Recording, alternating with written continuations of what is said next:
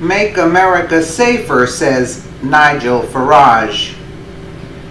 In the wake of the latest terror attacks in London, former UK Independence Party leader Nigel Farage said Sunday that more action needs to be taken by government leaders in Britain in an effort to prevent future tragedies.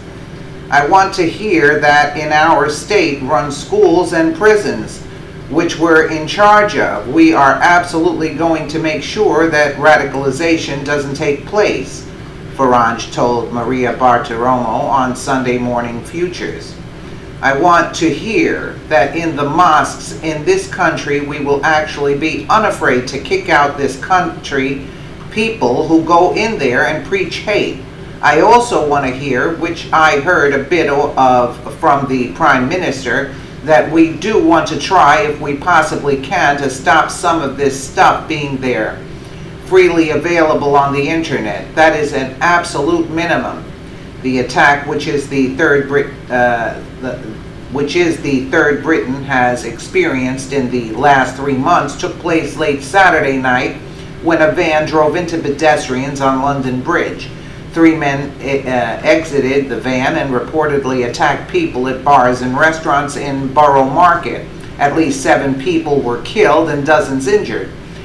British Prime Minister Theresa May said in a press conference Sunday morning that while the recent attacks are not linked by common networks, they are connected by the single evil ideology of Islamist extremism. Additionally, she called for the country to come together to combat the threat of terrorism. Saturday's attack comes less than 1 week before the UK general election, where May's Conservative Party has a thinning lead. Farage noted that while the UK has dealt with terror issues in the past, specifically with the Irish Republican Army, he has noticed a recent change of attitude among Britons. Every time one of these attacks happen, our leaders show their regret, their sorrow, their astonishment, and their shock, he said. I think we're a little bit less shocked than we used to be. We're kind of getting used to this, which is very, very bad news indeed. And I think people are beginning to say, what are leaders actually going to do? Just expressing sorrow, just talking and using words like solidarity simply isn't enough.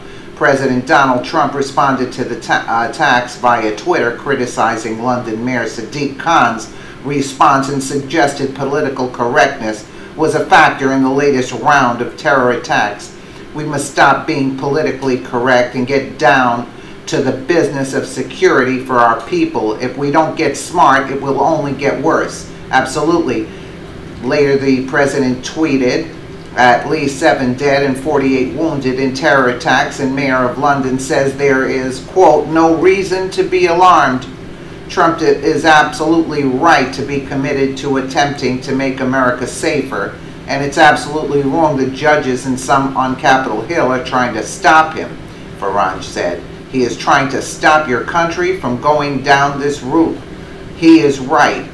And also the police were unarmed down there. They're unarmed. They only had the batons and the police were running away when this was taking place.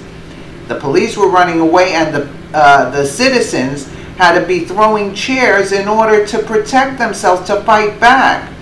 Let's take a quick listen here to Nigel Farage. Let me start this. Sorry about this, folks.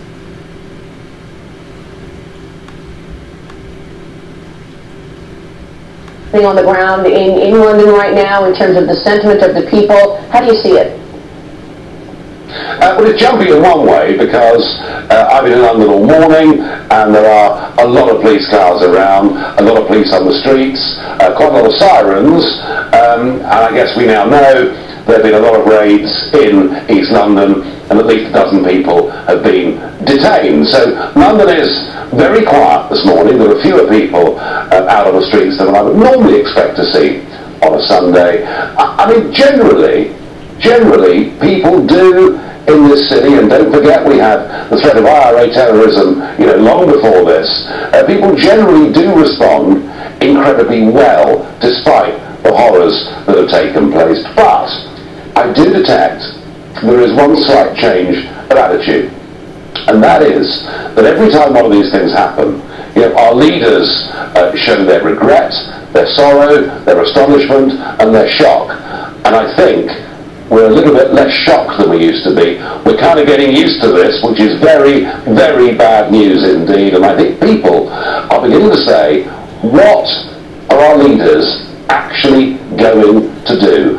Just expressing sorrow, just talking and using words like solidarity simply isn't enough. And Maria, I'll make this prediction. Right. Theresa May has spoken. Theresa May has spoken outside the steps of Number 10 today, and she's actually used the phrase Islamic terrorism. Now, that in itself may well be a first, because many of our politicians have been in denial, as indeed Hillary was, on this point. Yeah. But unless people see some really concrete action is going to be taken, then I think the calls for interning thousands of suspects will grow louder and louder. Well, let's talk about that. What kind of concrete action do you want to see, Nigel? Because you think about the fact that we had the Westminster Bridge attack in March, followed up by the Ariana Grande attack last week, the concert. Now this, 3 attacks in 3 months.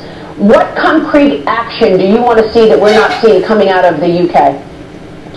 I want to hear that in our state-run schools and prisons, which we're in charge of, we are absolutely going to make sure that radicalisation doesn't take place. I want to hear that in the mosques in this country, we will actually be unafraid to kick out of this country people who go in there and preach hate, because frankly, we've been too politically correct to do any of that. I also want to hear, which I heard a bit of from the Prime Minister, that we do want to try, if we possibly can, to stop some of this stuff being there, freely available on the internet. I mean, that is an absolute minimum. But what really angers people is, for example, 2 or 3 years ago, I was part of a campaign that said, if anybody left this country and fought in Syria for ISIS, they should be stopped from getting back into Britain. And do you know something? 400 people have returned to Britain, having been radicalised further and brutalised in Syria. 400 have been let back in, and only 1 has been stopped. And that's why, Maria, I say, we don't want words. We don't just need the Prime Minister outside Number 10 Downing Street saying enough is enough. We want her to actually do something. And let's not forget, this comes just the weekend before the general election in the UK, and that gap between Theresa May and her competitor has been narrowing. Do you think this impacts the election on Thursday? No, because her competitor, which is Mr Corbyn, who leads the Socialist Party, Labour Party, but he himself is a very, very, quite hard left socialist. Corbyn himself is seen to be weak on terrorism and weak on terror. So just because Theresa May was the Home Secretary in charge of our Homeland Security for 6 years, some may say she failed and didn't do enough, but it's very difficult to see the Labour Party, the Socialists, gaining any benefit from it. Many of these people and these incidents have proven that sometimes the attackers have been on watch lists. There are tens of thousands of people on watch lists in the UK, even more so in the US. What do we need to do to get ahead of this, knowing that we're already watching these perpetrators that are going on to commit real damage?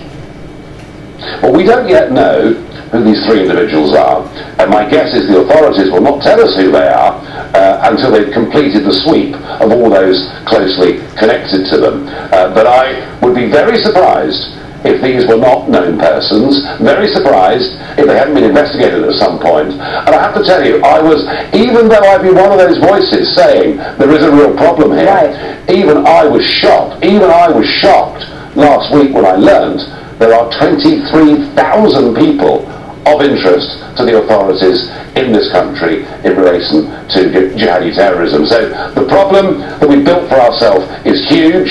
We've done absolutely nothing to deal with the segregation that exists within our cities.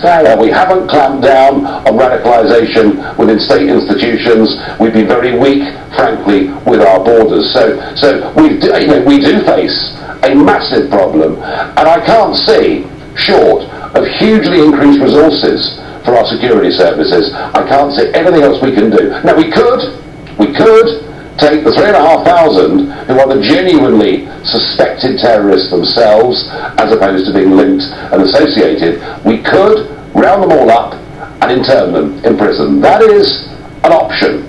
Well, what you're saying is also one of the reasons that U.S. President Donald Trump has tweeted out saying, look, we need this travel ban in place, trying to push his policies on the heels of this horrifying situation in the UK. I don't know if you think that's going to help sway minds in the U.S. Real quick, Nigel.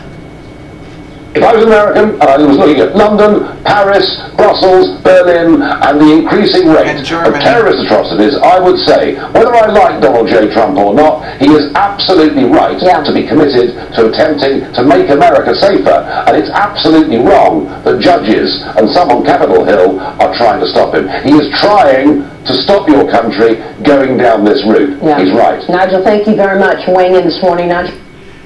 And the fact is, these people are animals. Why should we let them in? What mean vetting? What is this vetting process? Close it. Nobody enter.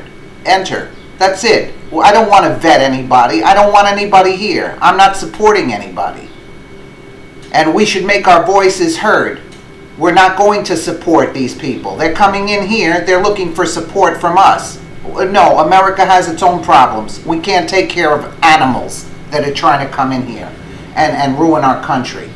Let us know what you think in the comments below, and thank you so much for watching.